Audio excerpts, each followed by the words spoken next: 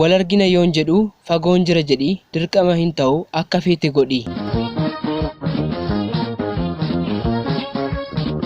Ashama akkam jirtu dhaggeeffattoonni keenya Oromiyaa Mass Media qophii keenya irraatiin ergaawwan garaagaraa qabannee isiniif dhiyaanneerra. Haga xumura qophii keenyaatti subscribe, share, like, comment gochuun wajjin turaan affeerraa keenya turtii gaarii. Biiftuu barii taatee ija kootti iftaa halkan walakkeessaa abjuun natti dhuftaa. Teessoon kee fagoodhaa siin arguun halaala kophaatti na nyaattee galanni jaalalaa.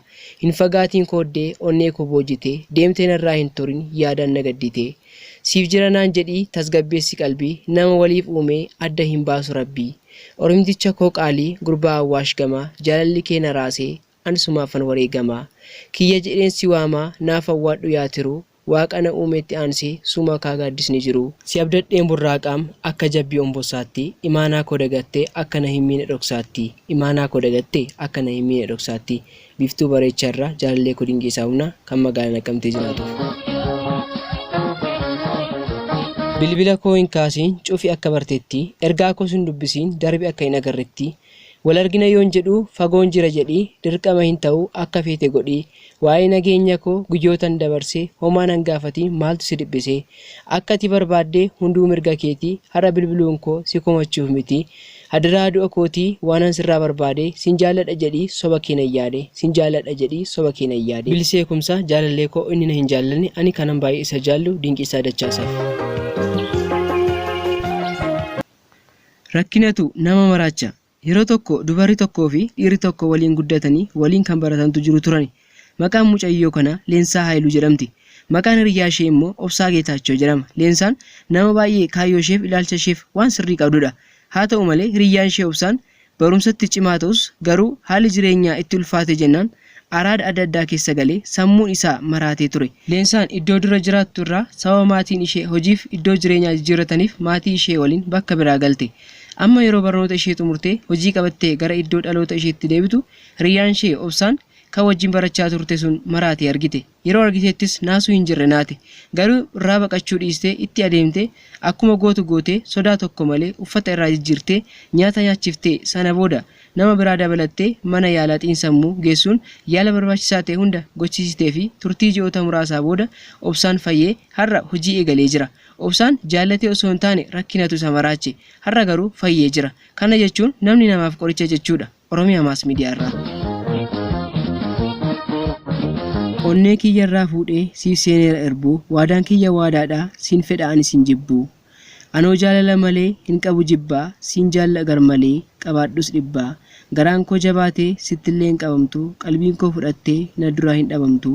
Bacaqii gannaa baanee erga geenyee birraa anaaf atillee wal taanee walaa baanuu dharraa. Ija keessas ilaalee ilkaan koon bisig godhaa situ hunda naaf caalee kanaaf anillee siin fedhaa. Iddoon kee guddaa onnee koo keessaa bakka feete filattee taa'us ni dandeessaa. Guutuu qaama kootii siif laadhee dabarsee jibbii maal naaf gootii onneetu na araarsee. Namni wal jaallatee halkan ciisa dhabaa onneen isaa birrattee qalbiidhaan itti cabaa. Sin jaalladha sirriitti onnee koo guutuu yoon si gate karaatti qalbiin koo haaduutu. Sin jaalladha bareedaa koo sin godhadha kaayyoo koo sin jaalladha bareedaa koo sin godhadha kaayyoo koo Hannaa Dabalaa jaalallee koo birraa tulataaf. Yaa namaa qabeenya hin qabu manni koos kiraadha. Ani nama hiyyeessaa kiisiin koo duwwaadha. Qabeenya horadhee duuromeen jiraadhu waanan fedhe argadhee ofii koof hin guuttadhu. Konkolaataa bitee gamoo hin ijaaru. Anoonan dhaabbadhaa maaliin of affeeru. Morma kootiif warqee quba koof qubeellaa. Jireenya mijataa argee ijaarradha mana viillaa. Jireenya lafa kanaa qorqorroof kolkollee hawwiisaa hin qabu fedha uumaa malee. Barri koo hammaatee dukkanaan marfamus rakkoon natti jabaatee gidiraan sardamus naannoon koo ta'uyyuu dhiphuu rakkinaaf gidiraa. Abdiin kutadhu yoomuu fuullee uumaa koon jira. Diinni koo haa badduu biyyeetti haa makamtu duutee haa awwaalamtee lubbuun haa dhabamtu. Wal wajjin jiraachuun margee haa lalisuu warra wal jaallatu waaqni haa eebbisu. Gaafa na dhooftee uumaa kee gammachiiftaa gaarummaan isa soortee diinota kee gaddisiiftaa. Daandiin irra deemtu yoo qabaatees gufataa kan diinni akeekatu uumaatu laata furmaata. Wal danda'uun dhabamee wal nuffee wal darbataa hammeenya gaafa godhu mee bu'aa maal argata. Dhiisiin ta'u kooddee koo gaarummaa namaa yaadii. Ittiin qotiin dhiisii haadha keef boolla hammina. Gochaa keenya kanaaf gaaf tokko ni gaabbina. Gatii kee lakkaawwadhu hojjedhu waan qajeelaa yoos deemsii kee kaayyoo kee uumaa keessiif qajeelaa. waliif yaannu gaarii gochuun ce'umsaa jalqaba toluu miti inni guddaan ga'umsaa gaarummaa hojjechuun mataa ofiirra darbee dhalootaaf galaata hammeenya waliif hin yaadinaa yeroo keessaniif galatoomaa abdii eegarii magaalaa Ginciirraa. Urjiileen jaalala ani siif qabu yoo na gargaaranii naaf ibsan malee waan hin jedhee jechan dubbadhee siif ibsuu hin qabu. Jireenyi koo kan hiikaa qabaatu yeroo ati na waliin jiraattu qofaadha. Magaalaa Amboo keessa kan jirtu Caaltuu Bilisaaf. Caaltuu koo gaafan xalayaa kana siif barreesse hammam akka ati na barbaachistuu fi si malee jiraachuu akka hin dandeenye akka na bartuufidha. Sin jaaladhaan jaalala hin taatu of keessatti dhugaa yoo hin qabaanne. Jaalalli dhugaa immoo hojiidhaan hamma mul'atutti hiikaa hin qabu. Namoonni baay'ee jaalala faarsuu ni danda'u. Maqaa jaalalas bakka hin taanetti waamuu danda'u. Hiikaa isaa wallaaluun kan ka'e jaalalli akka nama hin barbaachisnee fi namni fagootti akka baqatus gochuu hin danda'u. Ani garuu dhuguma dubbachuuf hiikaa jaalalaa sirratti hin bare. Akkan jaalalarraa baqadhu osoo hin taane akkan itti fiigu na taasiste. Gamoon addunyaa keenyarraa guddaa jaalalaan siif qabu gadi dhiirinni isaa. Namni nyaata nyaatee bishaan dhugee jiraata. Ani garuu nyaataa fi dhugaatiirra jaalala keenan jiraadha. Onneen koo qulqulluu sii fi si qofaa ofitti qabattee jiraatti. Jechoonni biyya lafaa kanarra jiran jaalala koo naaf ibsuu hin danda'an. Calluma jedheen si jaalla malee maal gochuu hin danda'a? Osoo naaf danda'ame waan guddaa yaada. Garuu wanti guddaan siif ta'u addunyaa kanarra tokkollee hin jiru. Uumaan siin eebbisee anaaf si kenne. Ani immoo siin argachuu kootti carraa qabeessadha. Onneen siif banamtee yeroo hundaa siif amanamti. Atis amanameefi. Gabaabumatti xalayaa gabaabduu kanan siif ibsuu barbaade yoo jiraate har'allee borillee akkan onnee korraa si filadhuu fi si jaalladhu hin dagatiin. Yoo walirraa fagaannes walitti dhiyeenyi guyyaa tokko ni dhufa. Hangasitti immoo haaluma amma jirruun jaalala keenya cimsinee itti fufna. Garuu hadiraa kee na bira hin jiru jettee wanta kan biraa hin yaadin. Ani waadaa koo nan deega. Atis waadaa naaf deegi. Sin jaalladha humna koodhaa olitti akka agartuu koo caalaatti. Ana jaalallee kee boonsaa taayee magaalaa Adaamaa irraa. Mucaa naaf da'uu diddee jennaan ishee dhiiseen kan biraa fuudhe. Ani maqaan koo Margaa Gaaddisaan jedhama. Bakki dhaloota koo fi jireenya koo magaalaa Buraayyuudha. Jireenya koo keessatti mudannoo tokkoon qaba. Kutaa 12ffaa gaafan baradhu jaalala dubaraan jalqabe. Dubaroo maqaan ishee Biqiltuu Gaarradoo jedhamtu humna koodhaa olitti jaalladheen humna koodhaa olittis qorame. Biqiltuun nama jaalalaaf iddoo hin qabnedha. Gaaffii jaalalaa ani isheef dhiyeesseen irraa kan ka'e mana barumsaa irraa hangan ari'amuutti na geessiste. Obsuma meeqaan cimeen ji'oota muraasaa booda gaaffii koof deebii naa laatte. Nan gammade jaalala waliinis jalqabne wantoota hedduus wal faana dabarsuu eegalle.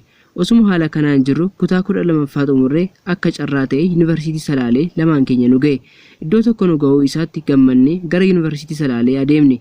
Haaluma namatti toluun barnoota keenya osuma barannu mudannoowwan garaagaraa nu quunnamuu jalqabe. Ijoolleen dhiirotaa garaagaraanis qormaata biqiltuutti dhiyeessuu jalqabani. Irra darbanis doorsisa garaagaraa giddiima akka isheen isaa waliin ta'uu qabdu yaalii garaagaraa taasisuu eegalani. Osoo meeqaan biqiltuun keessa dabartee waggaa 5 barannee barnoota keenya qabxii gaarii galmeessuun xumurre. Barnoota keenya xumurree waggaa tokko booda anaa fi biqiltuun bultoo ijaarranne. Sana booda jaalala cimaan osuma jiraannu adeemsa keessa jaalalli ani isheef qabu hirrachaa dhufe. Sababa nan qaba kan jaalalli koo hirrachaa dhufeef. Erga bultoo ijaarrannee waggaa 2 keessatti mucaa naaf da'uu dadhabde. Daa'ima nan jaalladha. Jaalala daa'imaaf qabu iddoo olaanaadha. Yaaleen gaafan dadhabu ala godhachuuf ishee dhiisuuf nan murteesse. Sana booda bultoo ijaarrannee waggaa 2.5 itti ishee dhiiseen kan biraa fuudhe. Akkas gochuu kootti yoomillee hin gaabbu. Akka duraa yoon gammadaa ta'uu baadhes nama biraa fuudheen ala godhadheera. Yeroo keessaniif guddaa galatoomaa. Dhaggeeffattoonni keenyaaf hordoftoonni keenya Oromiyaa Maas Miidiyaa jalqabarraa kaastanii waan waliin turtaniif galanni keenya guddaadha isiniin jenna. Egaa qophii keenya irraa akkasii waa hubattan homaa tokko shakkii hin qabnu. Subscribe, share, like, comment gochuun nu deeggaruu hin dagatina.